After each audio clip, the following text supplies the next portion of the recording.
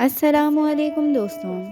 حضرت حذیفہ رضی اللہ تعالیٰ عنہ فرماتے ہیں کہ غزوہ خندق میں ہماری ایک طرف تو مکہ کے کفار اور ان کے ساتھ دوسرے کافروں کے بہت سے گروہ تھے جو ہم پر چڑھائی کر کے آئے تھے اور حملے کے لیے تیار تھے، اور دوسری طرف خود مدینہ منورہ میں بنو قریظہ کے یہود ہماری دشمنی پر تلے ہوئے تھے، جن سے ہر وقت اندیشہ تھا کہ کہیں مدینہ منورہ کو خالی دیکھ کر وہ ہمارے اہل و عیال کو بالکل ختم نہ کر دیں۔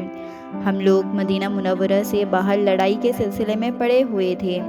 منافقوں کی جماعت گھر کے خالی اور تنہا ہونے کا بہانہ کر کے اجازت لے کر اپنے گھروں کو واپس جا رہی تھی، اور حضور اقدس صلی اللہ علیہ وسلم ہر اجازت مانگنے والے کو اجازت مرحمت فرما دیتے تھے۔ اسی دوران ایک رات آندھی اس قدر شدت سے آئی کہ اس سے پہلے کبھی اتنی شدت سے نہ آئی تھی اور نہ اس کے بعد کبھی آئی۔ اندھیرا اس قدر زیادہ تھا کہ آدمی اپنے برابر والے کو کیا پہچانتا، وہ اپنا ہاتھ ہی نہیں دیکھ پا رہا تھا۔ ہوا اتنی سخت کہ اس کا شور بجلی کی طرح گرج رہا تھا۔ منافقین اپنے گھروں کو لوٹ رہے تھے۔ ہم 300 کا مجموعہ اسی جگہ تھا۔ حضور اقدس صلی اللہ علیہ وسلم ایک ایک کا حال دریافت فرما رہے تھے اور اسی اندھیرے میں ہر طرف تحقیقات فرما رہے تھے۔ اتنے میں وہ میرے پاس کو جب ان کا گزر ہوا تو میرے پاس نہ تو دشمن سے بچاؤ کے واسطے کوئی ہتھیار تھا، نہ سردی سے بچاؤ کے لیے کوئی کپڑا، صرف ایک چھوٹی سی چادر تھی جو میں اوڑھ کر بیٹھا ہوا تھا۔ وہ چادر بھی میرے گھٹنوں تک آتی تھی، اور وہ بھی میری نہیں، بیوی کی تھی۔ میں اس کو اوڑھے ہوئے گھٹنوں کے بل زمین سے چمٹا ہوا بیٹھا تھا۔ حضور صلی اللہ علیہ وسلم نے دریافت فرمایا، کون ہے؟ میں نے عرض کیا، حذیفہ، مگر مجھ سے سردی کے مارے اٹھا بھی نہ گیا اور شرم کے مارے زمین سے چمٹ گیا۔ حضور صلی اللہ علیہ وسلم نے ارشاد فرمایا کہ اٹھ کھڑا ہو اور دشمنوں کے جتھے میں جا کر ان کی خبر لا کہ کیا ہو رہا ہے۔ میں اس وقت گھبراہٹ اور خوف اور سردی کی وجہ سے سب سے زیادہ خستہ حال تھا، مگر تعمیل ارشاد میں اٹھ کر فوراً چل دیا۔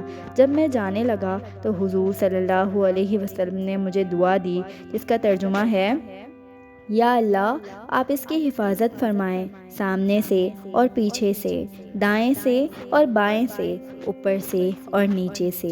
حذیفہ رضی اللہ تعالیٰ عنہ کہتے ہیں کہ حضور صلی اللہ علیہ وسلم کا یہ ارشاد فرمانا تھا کہ گویا مجھ سے خوف اور سردی بالکل ہی جاتی رہی، اور ہر قدم پر یہ معلوم ہوتا تھا گویا نرمی میں اور گرمی میں چل رہا ہوں۔ حضور صلی اللہ علیہ وسلم نے چلتے وقت یہ بھی ارشاد فرمایا تھا کہ کوئی حرکت نہ کر کے آئیو، چپ چاپ دیکھ کر آ جاؤ کہ کیا ہو رہا ہے۔ میں وہاں پہنچا تو دیکھا کہ آگ جل رہی ہے اور لوگ اپنے ہاتھوں اور پیروں کو سینک رہے ہیں۔ ایک شخص آگ پر ہاتھ سینکتا ہے اور کوکھ پر پھیر لیتا ہے، اور ہر طرف سے واپس چل دو کی آوازیں آ رہی ہیں۔ ہر شخص اپنے قبیلہ والوں کو آواز دے کر کہتا ہے کہ واپس چلو، اور ہوا کی تیزی کی وجہ سے چاروں طرف سے پتھر ان کے خیموں پر برس رہے تھے۔ خیموں کی رسیاں ٹوٹتی جاتی تھیں اور گھوڑے وغیرہ جانور ہلاک ہو رہے تھے۔ ابو سفیان، جو ساری جماعتوں کا اس وقت گویا سردار بن رہا تھا، آگ پر اپنے ہاتھ سینک رہا تھا۔ میرے دل میں آیا کہ موقع اچھا ہے، اس کو نپٹاتا چلوں۔ ترکش میں سے تیر کمال سے نکال کر میں نے نکال بھی لیا، مگر پھر حضور صلی اللہ علیہ وسلم کا ارشاد یاد آیا کہ کوئی حرکت نہ کیجیو، صرف دیکھ کر چلے آنا۔ اس لیے میں نے تیر کو ترکش میں رکھ دیا۔ ان کو شبہ ہو گیا، کہنے لگے، تم میں سے کوئی جاسوس ہے۔ ہر شخص اپنے برابر والے کا ہاتھ پکڑ لے۔ میں نے جلدی سے ایک آدمی کا ہاتھ پکڑ کر پوچھا، تو کون ہے؟ وہ کہنے لگا، سبحان اللہ، تو مجھے نہیں جانتا؟ میں فلاں ہوں، میں وہاں سے واپس آیا۔ جب آدھے راستے پر تھا تو تقریباً 20 سوار امامہ باندھے ہوئے مجھے ملے۔ انہوں نے کہا، اپنے آقا سے کہہ دینا کہ اللہ نے دشمنوں کا انتظام کر دیا، بے فکر رہیں۔ میں واپس پہنچا تو حضور صلی اللہ علیہ وسلم ایک چھوٹی سی چادر اوڑھے نماز پڑھ رہے تھے۔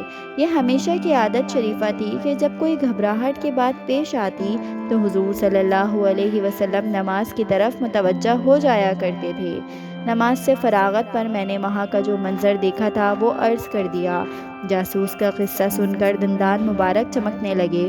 حضور صلی اللہ علیہ وسلم نے مجھے اپنے پاؤں مبارک کے قریب لٹا لیا اور اپنی چادر کا ذرا سا حصہ مجھ پر ڈال دیا۔ سبحان اللہ!